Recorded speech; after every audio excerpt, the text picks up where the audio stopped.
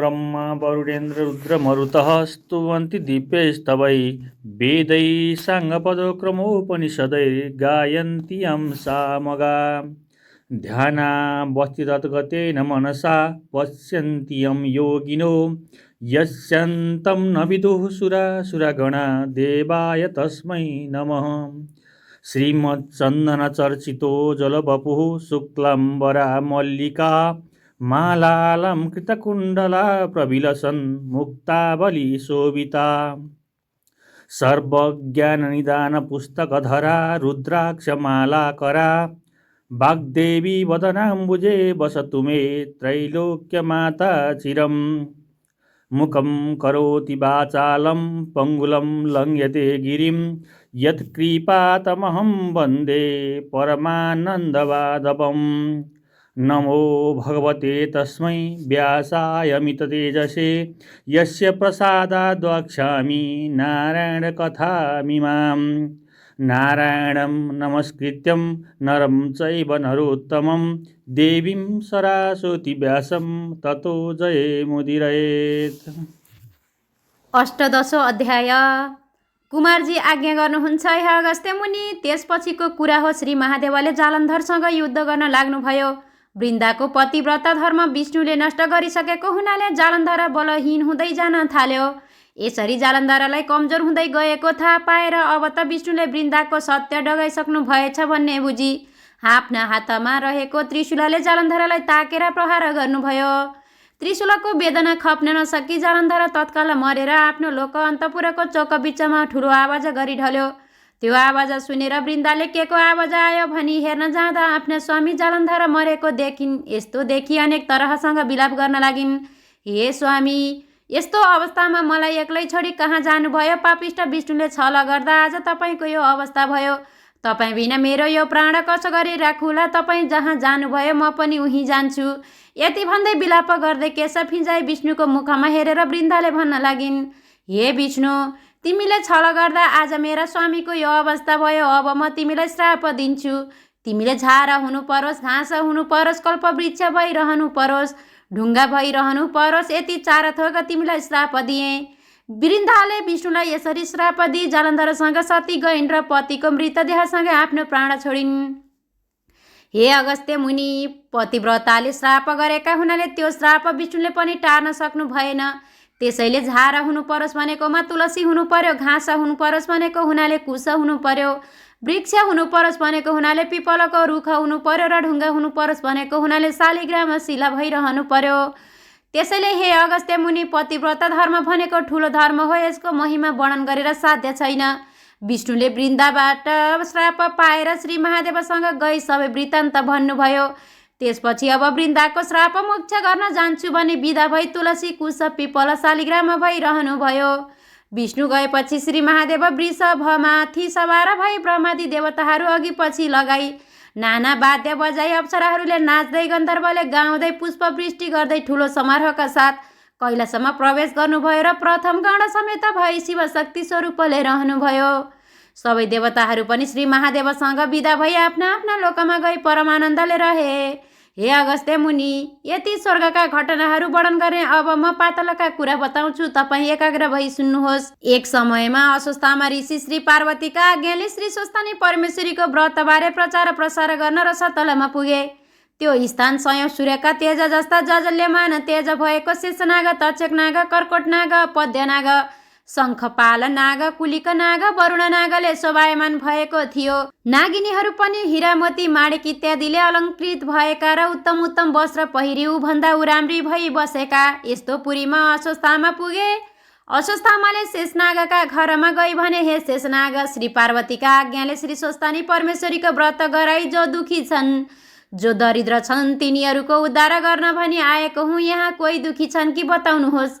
अस्वस्थामा ऋषिका कुरा सुनि शेषनागले भने, हे अस्वस्थामा ऋषि, यहाँ त्यस्ता दुखी त कोही छैनन्।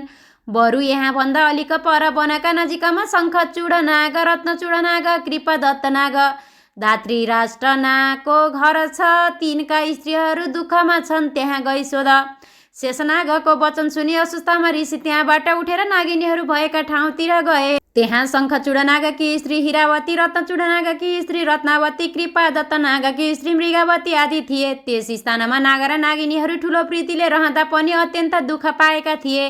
उनीहरूका श्रीमान धन सम्पत्ति कमाउनका लागि प्रदेश गएका थिए। उनीहरू घर छोडी गएको पनि 12 वर्ष बितेको थियो। नागले नागिनीको र नागिनीले नागको खबर पाउन सकेका थिएनन्।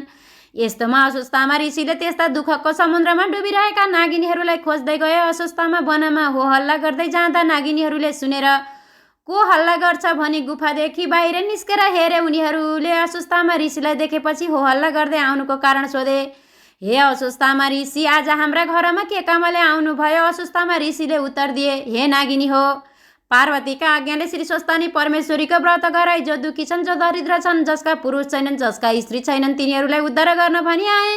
अस्वस्थामाले भनेको वचन सुनि नागिनीहरूले मनमा आनन्द मानी आसनमा बसाई भन्न लागे, हे ऋषिश्वर, हामी दुखी पनि छौँ, दरिद्र पनि छौँ, पापी पनि छौँ, सन्तति पनि छैनन्, नागिनीहरूले आफ्ना पुरुष पनि छैनन् भन्दै अन्तर्वेदना कहे।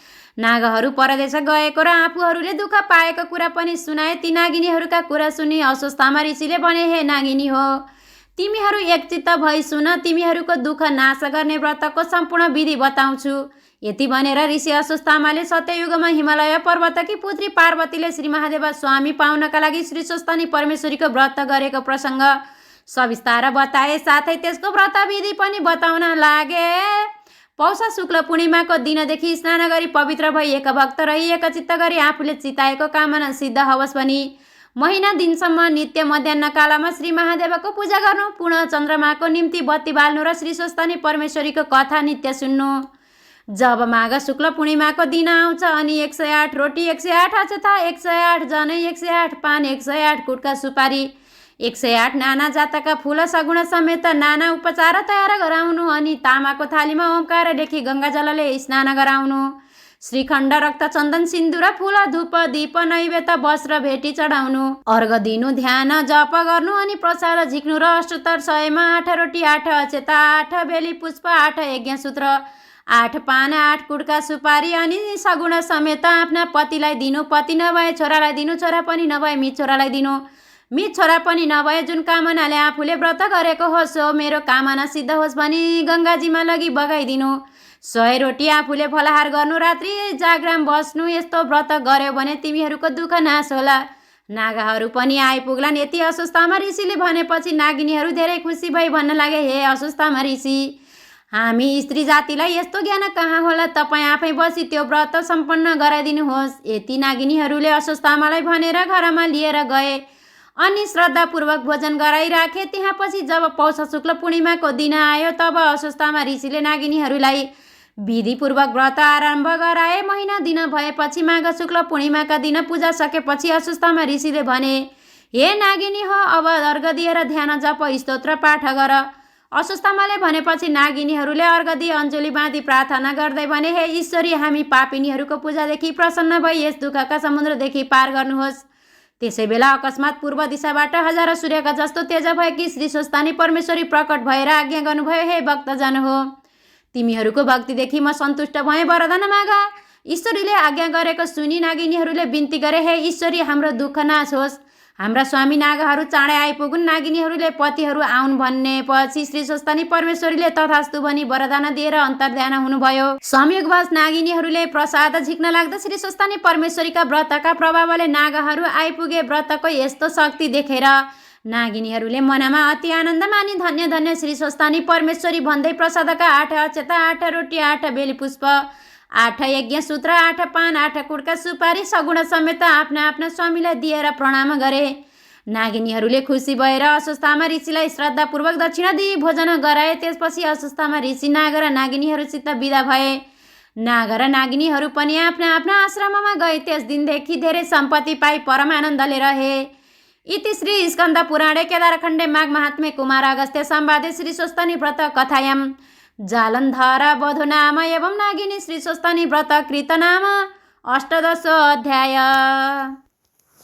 उपनयतु मङ्गलव सकल जगन मङ्गलालय श्रीमान् दिनकर किरण निबोधित नमन दल निवेक्षण कृष्ण काले वर्षतु पर्जन्य पृथिवी सस्यशालिनी देशयो छवरहितो ब्राह्मणा सन्तु निर्भया अपुत्रः पुत्रिणः सन्तु पौत्रिणः सन्तु पौत्रिणः निर्धना सदना सन्तु जीवन्तु शरदां शतम् तत्रैव गङ्गा यमुना च तत्र गोदावरी सिन्धु सरस्वती च तीर्थानि सर्वाणि वसन्ति तत्र यत्राचितोदारकथा प्रसङ्गम् या कुन्देन्दुतुषारहारधवला या शुभ्रवस्त्रावृता या वीणा वरदण्डमण्डितकरा या श्वेतपद्मासनाम् या ब्रह्माच्युतशङ्करप्रभृतिभिर्देवैः सदा वन्दिता सा मां पातु सरस्वती भगवती निःशेषजाड्यपहा कायेन वाचा मनसिन्द्रिर्वा बुद्ध्यात्मना वा प्रकृतिस्वभावात् करोमि यदत् सकलं परस्मै नारायणायेति समर्पये तत्। श्री स्वस्थानी परमेश्वरे नमः।